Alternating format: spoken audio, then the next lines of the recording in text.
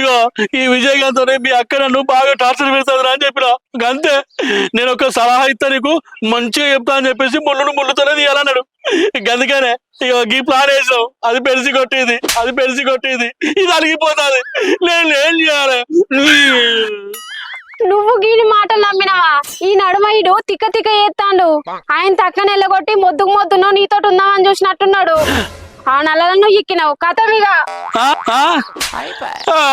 బావా అక్క పోయింది కదా. బావా బావా అరే మామారిది ఈరగట్టిన చూడవన్న సింగులన్న చూడవా, ఈరగట్టిన